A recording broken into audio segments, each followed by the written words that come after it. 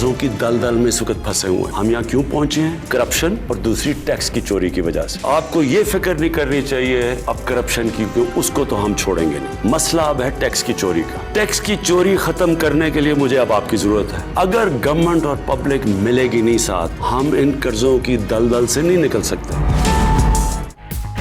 Ministry scheme सुनहरी मौका, tax चोरी खत्म करने के लिए आवाम का ताउन जरूरी है। वजीर आज़म इमरान खान का कौम के नाम पैगाम, कहा FBI के पास तमाम डेटा मौजूद है, नहीं चाहते कि आवाम को मुश्किलात का सामना हो। 30 जून तक असासे जाहिर किए जा सकते हैं। कौम के बगैर कर्जों की दलदल से नहीं निकला जा सकता। करप्शन का खात्मा हर सूरत यकीनी बनाएंगे।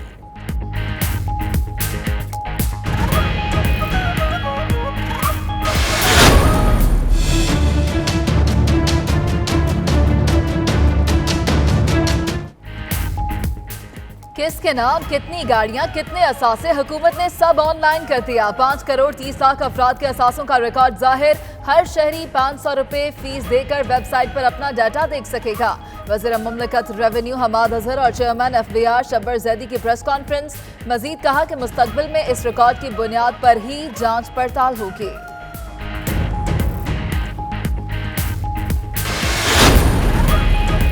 नून लीग और पीपल्स पार्टी ने चोट खाई है, अब हालात ठीक होंगे। आसिफ जरदारी का कहना है नून लीग के साथ बैठ गए, इमरान खान के साथ नहीं बैठेंगे। इमरान खान के पास NRO देने का इख्तियार नहीं है। नैब का इनके साथ रवैया इज्जत वाला है। मिसाके माईशत की तजवीज़ दी लेकिन हुकूमत ने मजाक उड़ाया। चेयरमैन सेनेट की तब्दीली पर स्टैंड बिलावल भुट्टो लेंगे।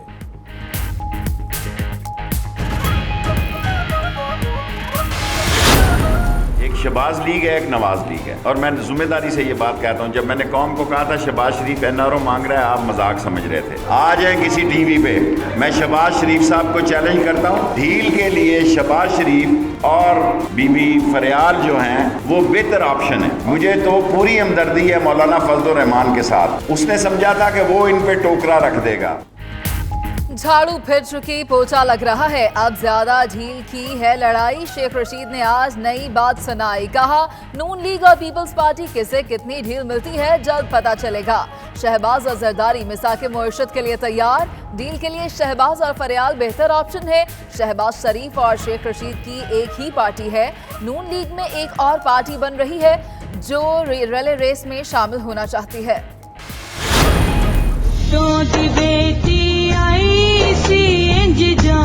नजर चढ़ाई सी सारे जग विच पई दुहाई सी, फोटो दी बेटी आई सी। साबिक वज़ीर आज़म मोहतरमा बेनज़ीर भुट्टो के 66वीं यौम पैदाइश पर पीपल्स पार्टी ने राबता आवाम मुहिम शुरू कर दी। नवाबशाह में सियासी ताकत का मुजाहिरा, जलसे में बड़ी तादाद में कारकुन शरीक। पार्टी रहनुमाओं का खिताब, बिलावल भुट्टो भी पहुंच गए। उधर रावलपिंडी और दीगर शहरों में भी बीबी की सालगिरह की तकरीबात।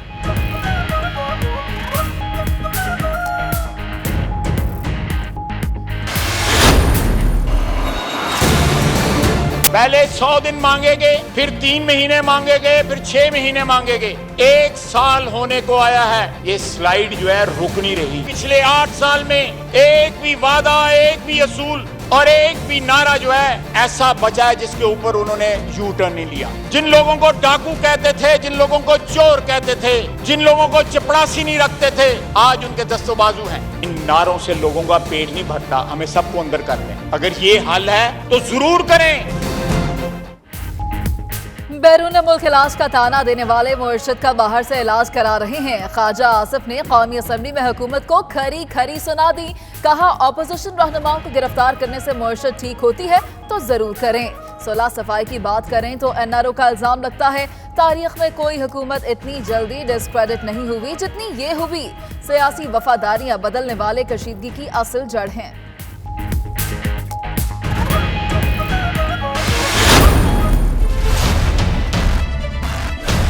झूठ नहीं बोलना, मगर आप क्या बोलते हैं? एक है कर्जा नहीं लूंगा, पेट्रोल गैस बिजली सस्ती करूंगा, मेट्रो बस नहीं बनाऊंगा, डॉलर महंगा नहीं करूंगा, हिंदुस्तान से दोस्ती नहीं करूंगा, टैक्स एमनेस्टी स्कीम नहीं दूंगा, आजाद उम्मीदवारों को नहीं लूंगा, वजीर आजम हाउस को लाइब्रेरी, गवर्नर हाउस को बुलडोजर घुमाऊंगा, बैरूनी मुल्क दौरे नहीं करूंगा और मैं आपसे कभी कभी कभी झूठ नहीं बोलूंगा। लीडर गलत बयानी से काम लेगा तो लोगों का एतबार खत्म होगा। खुर्शीद शाह ने इमरान खान पर तनकीद के तीर बरसा दिए। कौमी असम्बली में ज़ाहिर ख्याल किया कि ऐसे हालात पैदा किए गए कि अवाम की तवज्जो बजट से हट जाए। कल एक हुकूमती रुकन ने दबे अल्फाज में वही बात की जो अपोजिशन कह रही है, ज़राअत बढ़ाओ, किसी से कर्जा लेने की जरूरत नहीं, तरक्याती बजट का 15% डैम के लिए रखें, हम साथ देंगे।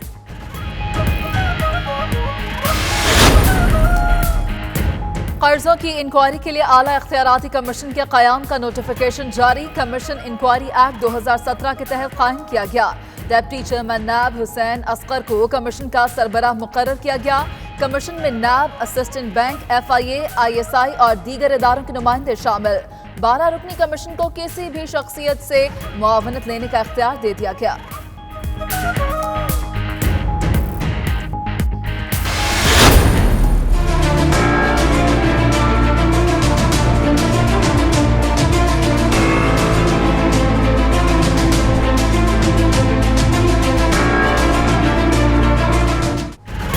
चेयरमैन नैब का फवाद चौधरी के बयान का नोटिस, DG नैब को कानूनी कार्रवाई की हिदायत कर दी। नैब एलामी के मुताबिक वज़ीर साइंस एंड टेक्नोलॉजी का बयान हक़ाइक़ के मुनाफी है। इससे नैब का तशख़्ख़ुस मजरू और अफसरों के काम की नफी हुई। बयान नैब तहक़ीक़ात पर असरअंदाज हो सकता है। हुकूमत पाकिस्तान ने आज तक नैब को कोई रेफरेंस नहीं भेजा।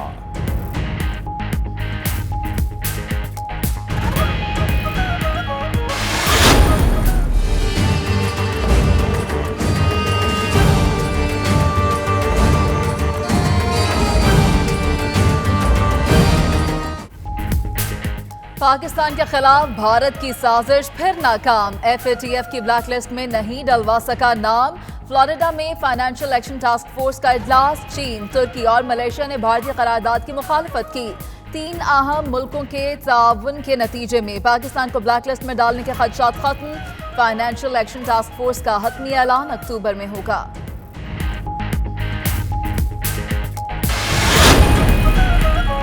वज़ीर आज़म इमरान खान से स्पीकर कौमी असम्बली असद कैसर की मुलाकात। माशी बहरान से निकालने के लिए सियासी जमातों को मुशावरती अमल में शामिल करने पर गौर। स्पीकर ने खुसूसी पार्लिमानी कमेटी बनाने के लिए एतमाद में लिया। वज़ीर आज़म की जमहूरियत के इस्तेहकाम के लिए असद कैसर के किरदार की तारीफ।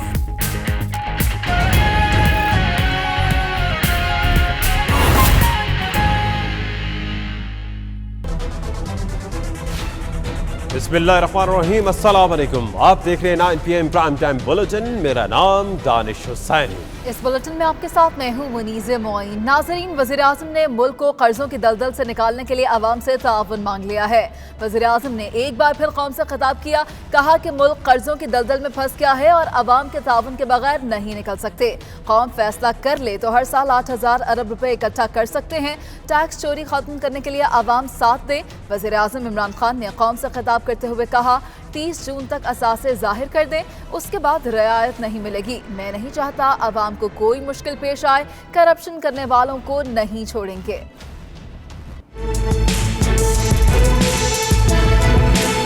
हम कर्जों की दलदल में इस वक्त फंसे हुए हैं। इसको अंग्रेजी में डेट ट्रैप कहते हैं। मतलब ये है कि आज हम कर्जे ले रहे हैं सिर्फ इन लिए हुए कर्जों के ऊपर सूद अदा करने पे। हम यहाँ क्यों पहुंचे हैं? करप्शन और दूसरी टैक्स की चोरी की वजह से। आपको ये फिक्र नहीं करनी चाहिए अब करप्शन की, क्योंकि उसको तो हम छोड़ेंगे नहीं। मसला अब है टैक्स की चोरी का। टैक्स की चोरी खत्म करने के लिए मुझे अब आपकी जरूरत है। अगर गवर्नमेंट और पब्लिक मिलेगी नहीं साथ, हम इन कर्जों की दलदल से नहीं निकल सकते। मैं आपके लिए एक स्कीम लेके आया हूँ, वो है कि अपने असासे डिक्लेयर करें और ये 30 जून तक है। इस स्कीम से आपको मौका मिलता है कि आपने जो पैसा घर में रखा हुआ है, जो डॉलर रखे हैं, जो सोना रखा है, जो आपके बाहर असासे हैं, जो आपके बेनामी असासे या बैंक अकाउंट्स हैं, इन सबको आप डिक्लेयर कर सकते हैं। इससे हम आराम से निकल सकते हैं। हमने अगले साल 5,500 अरब रुपया इकट्ठा करना है। मेरे ख्याल में अगर कौम फैसला कर ले, हम हर साल 8,000 अरब रुपए से ज्यादा इकट्ठा कर सकते हैं। हम अपने लोगों को गुर्बत से निकाल सकते हैं। हम अपने बच्चों का मुस्तकबिल ठीक कर सकते हैं। लेकिन मुझे इसके लिए आपकी जरूरत है। और मैं ये आपको बता दूं कि मैं चाहता हूं कि आपके सामने मुश्किलात ना आए। एफबीआर के पास सारा वो डेटा अवेलेबल है, और अगर आप एफबीआर की मालूमात वेबसाइट पर चले जाएंगे, आप अपना डेटा आपको पता चल जाएगा कि क्या क्या चीजें अब हमारे पास आ गई हैं। मैं नहीं चाहता आपको मुश्किल का सामना करना पड़े, इसलिए मैं चाहता हूँ कि इसका फायदा उठाएं और इस मुल्क को इस मुश्किल वक्त से निकालें। टैक्स आमदनी बढ़ाने के लिए हुकूमत के 100 जतन, किसके नाम पर कितनी गाड़ियां, कितने असासे, सब ऑनलाइन कर दिया। असासों की छानबीन के लिए ऑनलाइन प्रोफाइल सिस्टम जारी हो गया। 5 करोड़ 30 लाख शनाख्ती कार्ड होल्डर्स के असासों का रिकॉर्ड मुरतब किया गया है।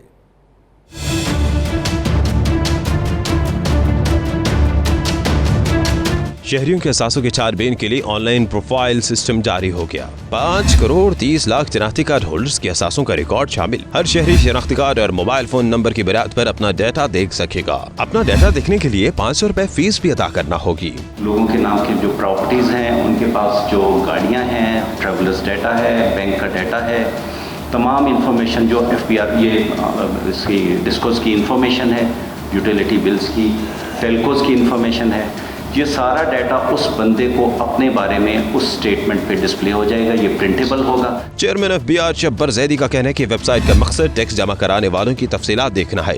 नादरा सिर्फ मालूमात देगा, टैक्स हम खुद जमा करेंगे। एमनेस्टी स्कीम की तारीख नहीं बढ़ाएंगे। डाटा की बुनियाद पर असेसमेंट नोटिस जारी नहीं किया जाएगा। हमारा ऑब्जेक्टिव किसी को हैरेस करना नहीं है, और एट द सेम टाइम आप प्लीज ये भी याद रखें कि कोई टैक्स असेसमेंट सिस्टम चल नहीं सकता जब तक गवर्नमेंट के पास इंडिपेंडेंट डेटा अवेलेबल नहीं हो। वज़ीर ममलकत बराए रेवेन्यू हमाद अजहर ने कहा कि एफबीआर का डाटा 5 करोड़ से ज्यादा अफराद पर मुश्तमिल है। इससे मुल्क में टैक्स का निजाम मजीद बेहतर होगा। तो जनाब, 10 साल के दौरान लिए गए कर्जे कहां कहां खर्च हुए, इंक्वायरी कमीशन का नोटिफिकेशन जारी हो गया है।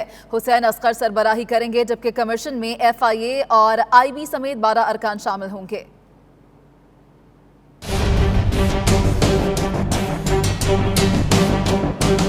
मुल्क किस तरह कर्जों की दलदल में धंसता गया, किसने कितना कर्ज लिया, कहां खर्च किया, सब कुछ सामने आने को तैयार। वफाकी हुकूमत ने इंक्वायरी कमीशन के कयाम का नोटिफिकेशन जारी कर दिया। डिप्टी चेयरमैन नैब हुसैन असगर इंक्वायरी 12 रुकनी कमीशन की सरबराही करेंगे। FIA और IB का एक नुमाइंदा भी शामिल होगा। ISI, SECP, state bank, MI, finance division का नुमाइंदा भी कमीशन का हिस्सा होगा। इंक्वायरी एक्ट 2017 के सेक्शन 3 के तहत कायम किए गए कमीशन को किसी भी शख्सियत से मुआवनत लेने का इख्तियार भी हासिल होगा। आसिफ जरदारी ने वज़ीर आला सिंध की मुमकिना गिरफ्तारी को अफवाह करार दिया। मीडिया से गुफ्तगू करते हुए आसिफ जरदारी का कहना था कि नून लीग और पीपल्स पार्टी ने चोट खाई, अब हालात ठीक होंगे। नून लीग के साथ बैठ गए, इमरान खान का साथ बैठना मुश्किल है। नैब का रवैया इज्जत वाला है, मैं भी नैब हुकाम की इज्जत करता हूँ। मिसाक़े मईशत की तजवीज़ का मजाक उड़ा रहे हैं।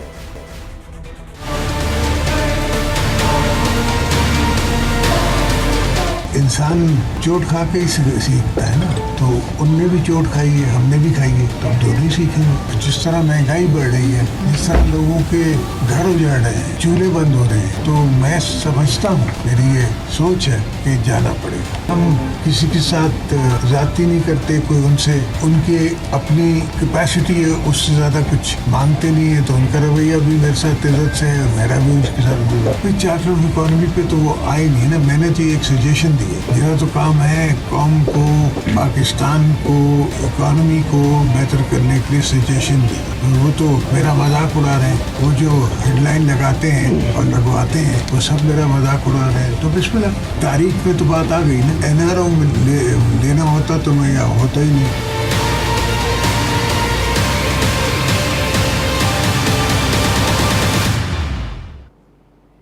एक शहबाज लीग है और दूसरी नवाज लीग। शहबाज शरीफ और आसिफ जरदारी मिसाके मईशत के लिए तैयार हैं। डील के लिए शहबाज शरीफ और फरियाल बीवी बेहतर ऑप्शन है। शेख रशीद ने अहम इंकशाफात कर दिए, बोले कि उनकी और शहबाज शरीफ की एक ही पार्टी है, झाड़ू फिर गया है, अब पोछा फिर रहा है। डील का फैसला 1 महीने में हो जाएगा। अभी मैंने सिर्फ ट्रेलर चलाया है, फिल्म नहीं चलाई। वजीर रेलवे ने अफसरान को भी अल्टीमेटम दिया कि अब गलती की कोई गुंजाइश नहीं है।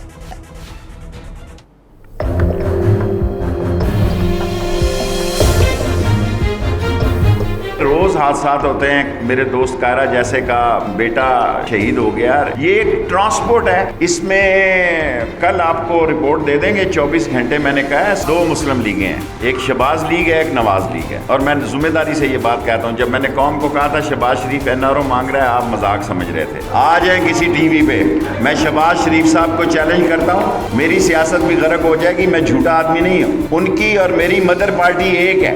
एनआरओ तो इमरान खान के दौर में मुमकिन नहीं है। मैंने कौम को 2 लफ्ज दिए थे, नंबर 1 डील, नंबर 2 ढील।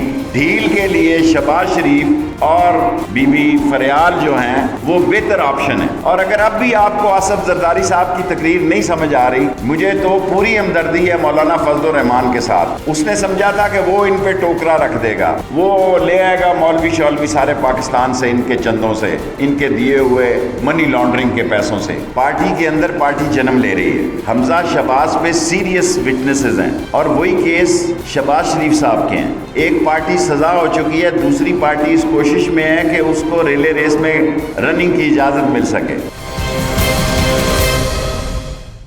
92 न्यूज़ यूके बुलेटिन में वक्त हुआ है एक ब्रेक का।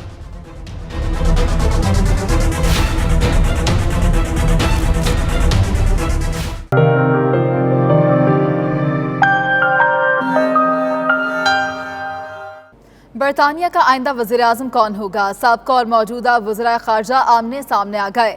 वोटिंग के छठे मरहले में टोरी पार्टी के मेंबरान जेरेमी हंट और बोरिस जॉनसन में से किसी एक का इंतखाब करेंगे। वज़ारत उज़्मा की दौड़ में 10 में से सिर्फ 2 उम्मीदवार बाकी रह गए। छठे मरहले में साबिक वज़ीर ख़ारजा बोरिस जॉनसन और मौजूदा वज़ीर ख़ारजा जेरेमी हंट मद्दे मुक़ाबिल होंगे।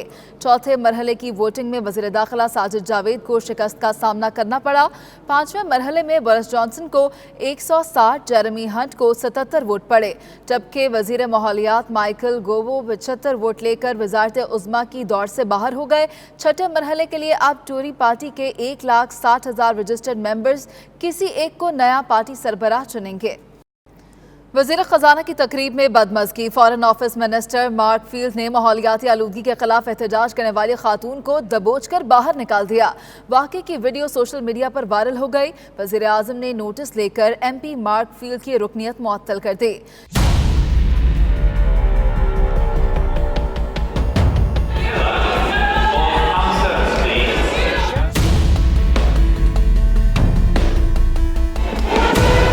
माहौलियाती आलूदगी के खिलाफ एहतजाज करने वाली खातून को गर्दन से दबोच कर बाहर निकालने पर बरतानवी वज़ीर ममलकत बराए ख़ारजा मार्क फील्ड को उनके ओहदे से हटा दिया गया, जबकि खातून एक्टिविस्ट जेनेट बार्कर ने फील्ड को इश्तियाल पर काबू पाने के लिए क्लासेस का मशवरा दिया। ये अफसोसनाक वाक़या बरतानवी वज़ीर ख़जाना फिलिप हेमंड के लंदन में एक इशाइये से खिताब के दौरान पेश आया, जिस दौरान 3-piece सूट और सुर्ख लिबास में मलबूस अफराद ने माहौलियाती आलूदगी के खिलाफ एहतजाज शुरू कर दिया।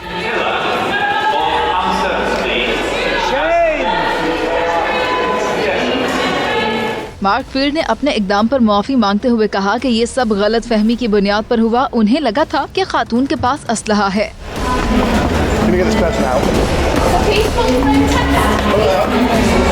बरतानवी वज़ीर आज़म ट्रेज़ामे की तर्जुमान का कहना है कि वज़ीर आज़म ने इस वाक़े की वीडियो देखी है और उस पर तशवीश का इजहार किया है। बर्मिंघम में ब्रिटिश आर्मी एंगेजमेंट ग्रुप की जानिब से कम्युनिटी इवेंट का एहतमाम किया गया, जिसमें बरतानवी फौज के हवाले से डॉक्यूमेंट्री भी नुमाइश के लिए पेश की गई। तकरीब का मकसद मल्टी कल्चर कम्युनिटी के नौजवानों को बरतानवी फौज के साथ जुड़ने के लिए तरगीब दिलाना था। फौजी अफसरान ने हाज़रीन के सवालों के जवाब दिए। देखते हैं आबिद काज़मी की रिपोर्ट।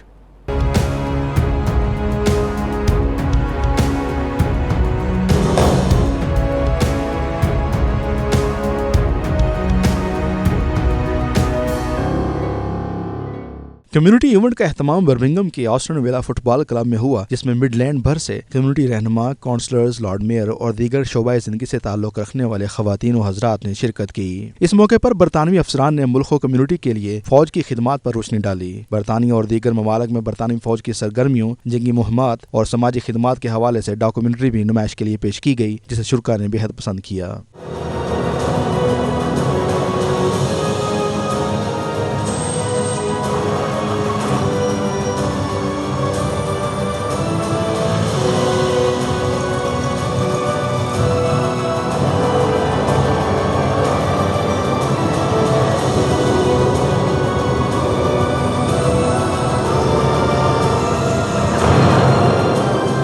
इस दौरान आर्मी ऑफिसर्स ने कम्युनिटी रहनुमाओं के सवालों के जवाब भी दिए। इस मौके पर मीडिया से गुफ्तगू करते हुए ब्रिटिश आर्मी ऑफिसरान ने कहा कि प्रोग्राम का मकसद कम्युनिटी को फौज की खिदमत से आगाह करना था। कम्युनिटी के नौजवान ज्यादा से ज्यादा ब्रिटिश आर्मी को ज्वाइन करें। The reason we're here this evening is to introduce the army and on everything that we do to the community. I think it's a really good thing to do and get people to actually understand what we do and who we are, which I think tonight has actually worked really well. And we're here at Villa Park tonight with the Army Engagement Group to give a presentation to the Birmingham community, so community leaders, business leaders and civic leaders, about the role of the British Army and the opportunities that the British Army offers to both young people and volunteers for the cadet forces across the UK. I would implore everybody to find out more about the British Army, and if you can get along to one of your reserve centres or to one of your cadet centres to talk to some serving members of the reserves or the regular army, or talk to some of our cadets, then I'm sure you would find that enlightening. On the City Council, the one thing I'm very pleased about is at the Council we have a covenant on the armed forces, of course including the Army, and I'm also asked about looking at our covenant and see how we could improve the deal and the offer that we have for our armed forces, and I'm very much looking to going through that review with the councillors within the City Council. What the Army does for 12 years and above, which I think in this day and age youngsters are losing respect, and I think the best way to do it is to get the kids into there and get respect. I'm in Erdington and I'm here this evening to find out more about what the Army are doing in our local community, and I am about to speak to one of the officers to find out what they expect from myself as an advocate. तकरीब में British army के मुख्तलिफ projects की आगाही मुहिम के लिए stalls भी लगाए गए थे, जहां से शुरुका ने फौज में शमूलियत के हवाले से मालूमात हासिल की। तकरीब में पाकिस्तानी, भारतीय और दीगर एशियाई कम्युनिटी के रहनुमाओं ने भरपूर शिरकत की। आज के इवेंट का मकसद ये था कि आम पब्लिक को ब्रिटिश आर्मी के साथ कैसे एंगेज किया जाए। Abid Kazmi, 92 news, Birmingham. बरसग़ीर के अजीम सूफ़ी शायर बाबा बुल्ले शाह को ख़राज अक़ीदत पेश करने के लिए वस्ती लंदन में पुरवक़ार तकरीब का इनेक़ाद किया गया, जिसमें सिख कम्युनिटी के गुलकारों ने बुल्ले शाह का सूफियाना कलाम पेश करके समा बांध दिया। मारूफ शायर और कालम नगार मंसूर आफाक ने सूफ़ी बुजुर्ग का कलाम सुनाकर खूब दाद समेटी। ब्यूरो चीफ व्यू के गुलाम हुसैन आवान की रिपोर्ट। इश्क बुल्ले नू नचावे यार नचना पैंदा ए जदों मिल जावे दीदार ते नचना पैंदा ए। वस्ती लंदन के मकामी हाल में अजीम सूफी शायर बुल्ले शाह की जिंदगी के मुख्तलिफ पहलुओं पर रोशनी डालने के लिए पुरवक़ार तकरीब सजाई गई, जिसमें पाकिस्तान और भारतीय शोहरा कराम की बड़ी तादाद ने शिरकत की। प्रोग्राम के ऑर्गेनाइजर मुश्ताक लाशारी और लाट अहमद ने बाबा बुल्ले शाह के पंजाबी कलाम के चंद अशार पढ़े तो हॉल तालियों से गूंज उठा। उन्होंने कहा कि बाबा बुल्ले शाह की जिंदगी का हर पहलू इंसानियत से भलाई का दर्ज देता है, और यही वजह है कि कई सदियां बीत जाने के बाद भी उनका नाम जिंदा है और लोग उन्हें खराज अक़ीदत पेश कर रहे हैं। तकरीब में बाबा बुल्ले शाह को खराज अक़ीदत पेश करने के लिए सिख गुलकारों ने खूबसूरत अंदाज में उनका कलाम पेश किया। दिल मोह लेने वाला सूफियाना कलाम सुनकर शुरकाए महफिल झूमते रहे।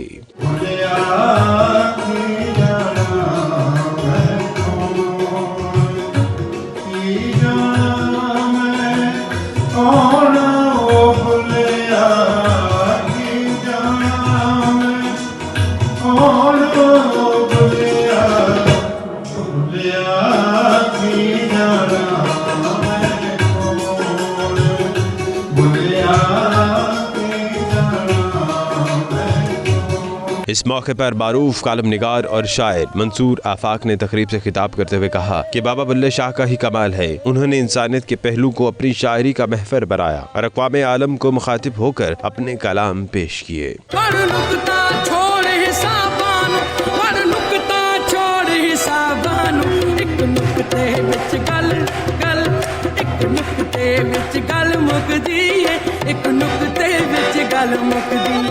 भारतीय शायरा हरनीत परशलीना ने भी पंजाबी और अंग्रेजी में बाबा बुल्ले शाह का कलाम सुनाकर हाजरीन से खूब दाद वसूल की।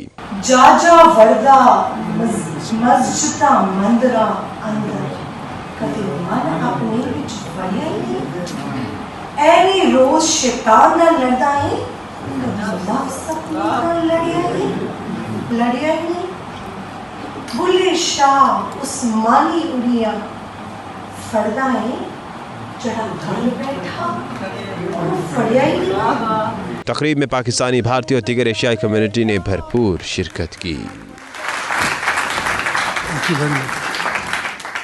रंग बिरंगे फूल और मशहूर कुन खुशबू हर किसी के मन को भाती है, लेकिन इन खुशबूदार फूलों की बच्चों की तरह देखभाल करना किसी फन से कम नहीं। बर्मिंघम के इलाके स्बाल हेल्थ के रहायशी ओवरसीज पाकिस्तानी गुले बहार ने अपने घर के बागीचे में इंतहाई महंगे और इंतहाई खूबसूरत फूलों की दर्जनों एक साथ सजा रखी हैं।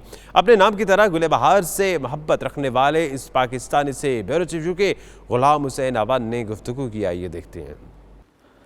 जी बिल्कुल, हमारे साथ इस वक्त बर्मिंघम में पाकिस्तान में डडियाल के इलाका आड़ा जटा से तल्लक रखने वाले गुल बहार साहब मौजूद हैं, जिन्होंने अपने घर को इंतहाई खूबसूरती से बहुत मुख्तलिफ़ किस्म के महंगे महंगे फूलों से सजा रखा है। और उनका ये जो घर है, इसकी खूबसूरती को यहाँ की मकामी कौंसिल ने भी बड़ी तारीफ़ की और बड़ा मुनफरिद घर है इनका, और बड़े पैसे लगा के इन्होंने हर किस्म के फूल जो है वो घर के अंदर सजाए हुए हैं, गार्डन के अंदर। इनसे पूछते हैं कि उनको ये कैसा शौक़ है, इतना महंगा शौक़ कैसे पालते हैं? जी अस्सलाम वालेकुम। शौक है ये बचपन से है। दोस्त यार हमसाए और फ्रेंड बहुत खुश हैं, वो देखते हैं तो बहुत खुश होते हैं, बहुत अच्छा, आपकी ये जो स्किल है ये बनाने की, आपके रिश्तेदार या दोस्त वगैरह इससे फ़ायदा उठाते हैं या किसी मस्जिद में भी आप इसको? आज सब फ़ायदा उठाते हैं। मैं दोस्त यार गिफ्ट करता हूँ सबको, मस्जिद में भी सबको मैं गिफ्ट करता हूँ। वो दोस्त यार बहुत खुश होते हैं। ये कैसे आपको इतना महंगा शौक़ कैसे आया आपको कि इतना पैसा आपने अपने गार्डन के ऊपर लगाया हुआ है? मुझे शौक़ है बचपन से, मुझे बचपन से ये शौक़ है, और अपना अपना शौक़ होता है ये फूलों का। जिसको शौक़ है वो उसको पता है, अपनी अपनी शौक़ है। मुझे शौक़ है बचपन से, ये फूलों की शौक़ है। आपकी ख्वाहिश है कभी किसी मुकाबले में शिरकत करें जहाँ पर फूलों का मुकाबला हो, आप लेके जाएं? जी हाँ, ज़रूर मेरी ख्वाहिश है। इंशाल्लाह जाऊँगा, मैं फ्लावर शो में जाऊँगा इंशाल्लाह। अच्छा, इतने मैंने फूल देखे हैं, आपका इसमें सबसे पसंदीदा फूल कौन सा है? इसमें सबसे कमेलिया गुलाब का है। गुलाब सबसे खूबसूरत है, बाकी भी सब खूबसूरत हैं, पर गुलाब सबसे खूबसूरत प्लांट है, फूल। महंगा कौन सा सबसे? कमेलिया सबसे महंगा। अच्छा, मैं भी देख रहा था, मैंने काफ़ी फूल देखे लेकिन मुझे मोतिया नज़र नहीं है, इसकी क्या वजह? मोतिया इधर बहुत कम होता है। मोतिया है पर मौसम की वजह से आउटसाइड फ्लावर, वो इनसाइड होता है, आउटसाइड फ्लावर नहीं होता है। बार मौसम ख़राब है इस वजह से। तो आपको वैसे सबसे खूबसूरत किस मौसम में सबसे ज़्यादा फूल खिलते हैं बरतानिया के? हम देखते हैं यहाँ तो बारिशें बहुत होती है। समर में बहुत ज़्यादा। तो समर टाइम आ गया अब शुरू है जी। अच्छा, जी समर टाइम में बहुत नाइस होता है इधर। आप किसी को मशवरा देंगे कि किस तरह अपने घर को खूबसूरत बनाया जा सकता है? ज़रूर इंशाल्लाह। किस तरह बताएं? जिस तरह का गार्डन होगा उसके मुताबिक मतलब डिज़ाइन होता है। गार्डन जिस तरह होता है, उस गार्डन का व्यू उसके मुताबिक मशवरा देंगे, इस तरह लगाओ। तो ज़्यादातर फूल आप कहाँ से लिए हैं आपने ये वाले? मैं होलसेल मार्केट से लाता हूँ या मुख्तलिफ गार्डन सेंटर से। 92 न्यूज़ यूके बुलेटिन में वक्त हुआ है एक ब्रेक का।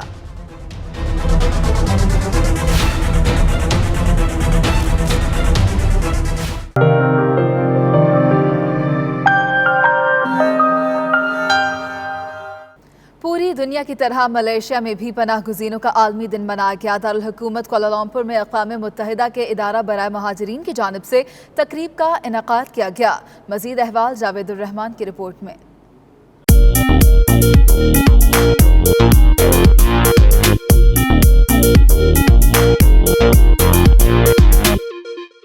दुनिया के मुख्तलिफ ममालिक से ताल्लुक़ रखने वाले तकरीबन 1,74,000 पनाह गज़ीन इस वक्त मलेशिया में मुकीम हैं। इनमें 90,000 के करीब अफराद का ताल्लुक म्यांमार से है। शाम, अफगानिस्तान, सोमालिया, श्रीलंका और पाकिस्तान समेत दीगर ममालिक के हज़ारों शहरियों ने भी मलेशिया में सियासी पनाह की दरख्वास्त दे रखी है। पनाह गज़ीनों के आलमी दिन के मुनासबत से कुआलालंपुर में पुरवकार तकरीब हुई। मेज़बानी के फ़राइज़ अक़वाम मुत्तहिदा के अदारा बराए मुहाजिरीन के नुमाइंदा और हाई कमिश्नर थॉमस अल्बर्केट ने सर अंजाम दिए।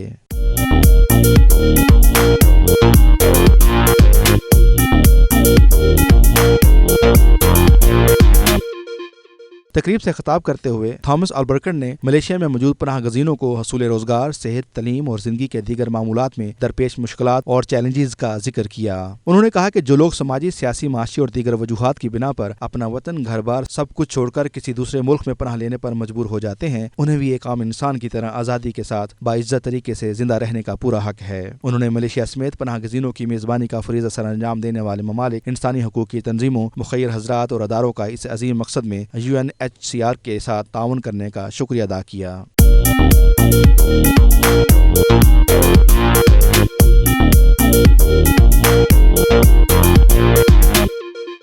शाम से ताल्लुक़ रखने वाले पनाह गजीनों ने लज़्ज़त अमेज़ पकवान तैयार करने के अलावा मखसूस रवायती अंदाज में मौसीकी की धुनें पेश करके मेहमानों के दिल मोह लिए।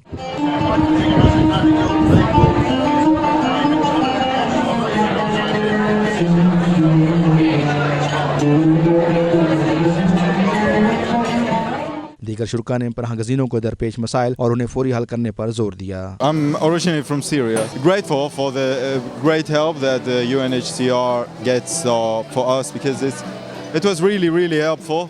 Because without this, I mean, without the helps that it's simple things, but without this we couldn't really make it here in Malaysia. So it was really good. I'm from the Somali refugee community. I'm and the leader of education for the community. I would like to thank UNHCR for protecting the refugees in Malaysia, and I also wish all to the refugees that one day we will go back home in peace and a beautiful life. इस तकरीब में Malaysia में पनाह गजीनों के नुमाइंदों, इंसानी हकूक़ की तंजीमों, Malaysia में तैनात फ्रांस, जर्मनी, अमेरिका, फ़लस्तीन और दीगर ममालिक के सफारतकारों समेत मुख्तलिफ शुबाहे ज़िंदगी से ताल्लुक़ रखने वाले अफराद ने शिरकत की। पाकिस्तान भी तकरीबन 25 लाख पनाह गजीनों की मेज़बानी करते हुए दुनिया के ममालिक में शामिल हैं, जहाँ के पनाह गजीनों की बहुत बड़ी तादाद है। हमें उम्मीद है कि ये पनाह गजीन एक दिन अपने वतन को, अपने प्यारों के पास बड़ी इज़्ज़त और आबरू के साथ ज़रूर लौट जाएंगे। कैमरा टीम के साथ Javedur Rahman, 92 news, Kuala Lumpur, Malaysia. Spain के शहर बार्सिलोना में मनशियात फरोशों के खिलाफ बड़ा ऑपरेशन, 70 पाकिस्तानियों समेत दर्जनों मुल्जिमान को गिरफ्तार किया गया। रिपोर्ट के मुताबिक सिर्फ बार्सिलोना सेंटर के इलाके में 900 पुलिस एहलकारों ने ऑपरेशन में हिस्सा लिया और भारी मिकदार में हेरोइन, कोकेन और नशावर अद्वियात कब्जे में ले ली। रिपोर्ट के मुताबिक गिरफ्तार अफराद में से 70 का ताल्लुक पाकिस्तान से बताया जाता है, जिन्हें मुकामी थानों में बंद किया गया है। इत्तलात के मुताबिक ये गिरोह मकानात पर कब्जे, चोरियों और लड़ाई झगड़े की दीगर वारदातों में भी मुलव्विस था। चीन में वन बेल्ट वन रोड मंसूबे से जुड़े इंटरनेशनल मेडिकल एजुकेशन अलायंस के दूसरी सालाना कॉन्फ्रेंस का इनेकाद हुआ, जिसमें पाकिस्तान समेत 15 ममालिक की 49 मेडिकल यूनिवर्सिटीज के वफूद ने शिरकत की। इफ्तिताही सेशन में चाइना मेडिकल यूनिवर्सिटी के सदर ने साल 2030 का सेहत विजन पेश किया। चाइना कार्डियोलॉजी इंस्टीट्यूट की जानिब से पाकिस्तान में शोबे कार्डियोलॉजी में तावन बढ़ाने की ख्वाहिश का इज़हार किया। मेगा इवेंट में पाकिस्तान से CPSP, किंग एडवर्ड, फातिमा जनाई मेडिकल यूनिवर्सिटी और service institute of medical sciences ने शिरकत की। वफ्द की सरबराही पाक चाइना BRIMEA की डायरेक्टर डॉक्टर शहबाज ने की। पाकिस्तानी तलबा को चीन में स्कॉलरशिप्स के माहिदे पर दस्तखत भी हुए। इस मौके पर आर्मी वफूद को चीन में जदीद ट्रेनिंग सेंटर का दौरा भी कराया गया, जहां एडवांस टेक्नोलॉजी, वर्चुअल और ऑगमेंटेड रियलिटी, सिमुलेटेड ICU जैसी सहूलियात समेत आर्टिफिशियल इंटेलिजेंस को भी ट्रेनिंग का हिस्सा बनाया गया। मुत्तहिदा अरब इमारात की रियासतों शारजा और दुबई में मूसलाधार बारिश से जलथल एक हो गया। शदीद बारिश ने मौसम खुशगवार बना दिया। मौसमियात के मुताबिक शारजा में सबसे ज़्यादा बारिश रिकॉर्ड की गई, जहां इस वक्त भी बादलों का राज है। बारिशों के बाद शारजा और दुबई की सड़कें और नशेबी इलाके ज़ेरे आब आ गई।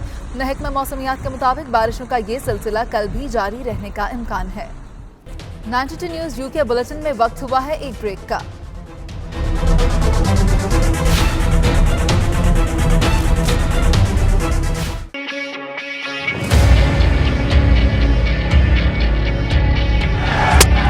Bowling, well, he's got a result. Already picked up the wicket. Has bowled beautifully. Here's the second one.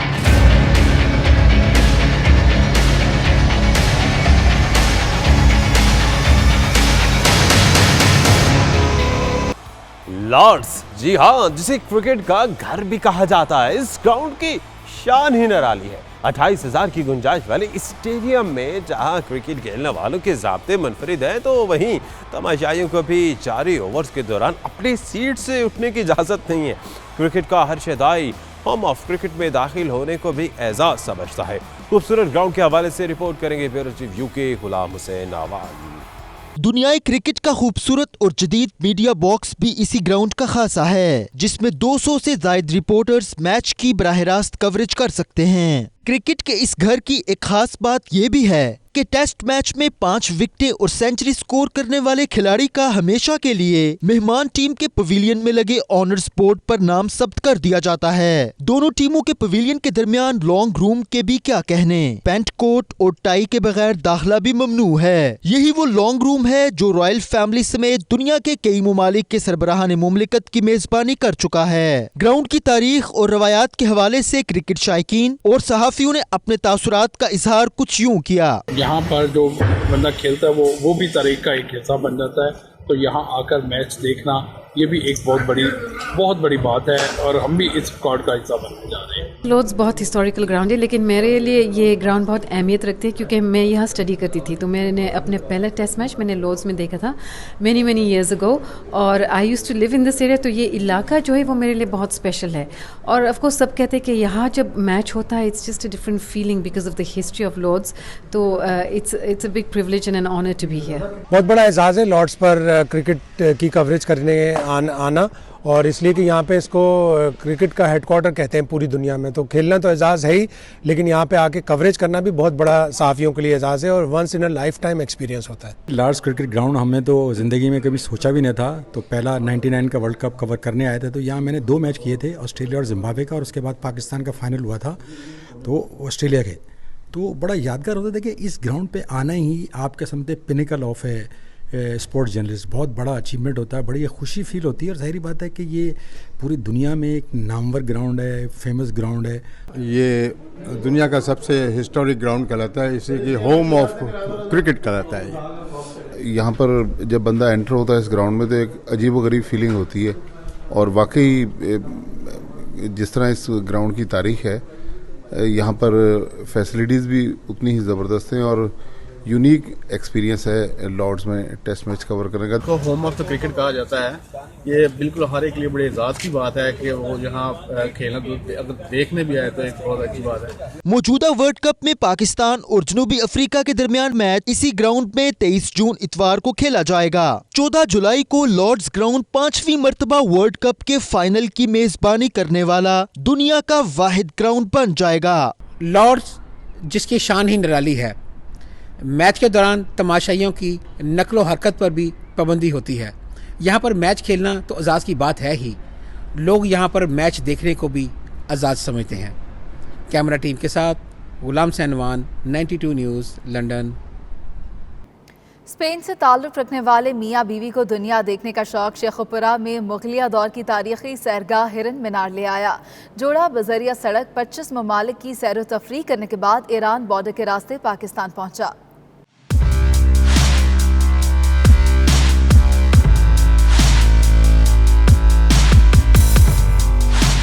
Mughaliya fun तामीर का शाहकार देखने स्पेन के मियाँ बीवी शेखुपुरा की सैरगाह हिरन मीनार पहुँच गए। बारादरी के अतराफ कश्ती रानी की और खूब महसूस हुए। 25 ममालिक की सैर तफरीक करने के बाद तफ्तान बॉर्डर के रास्ते पाकिस्तान पहुँचे। उनका कहना है कि पाकिस्तान में बहुत अच्छा महसूस कर रहे हैं। पाकिस्तान में हर किसी ने वेलकम किया, यहाँ आकर बड़ी खुशी महसूस हो रही है। Since we arrived here from the Iranian border from Taftan, we feel really good, really comfortable.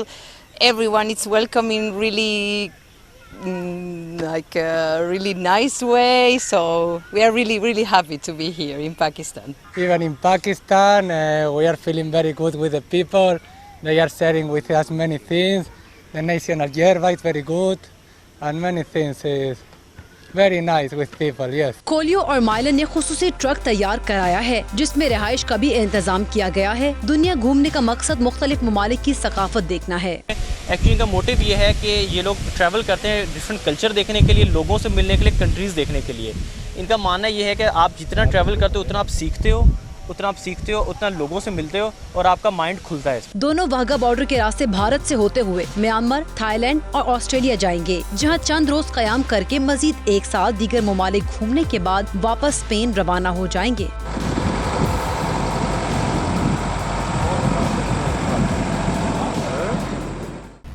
वक्त के लिए इतना ही। बाखबर रहने के लिए आप विजिट कर सकते हैं हमारी वेबसाइट 92newshd.tv।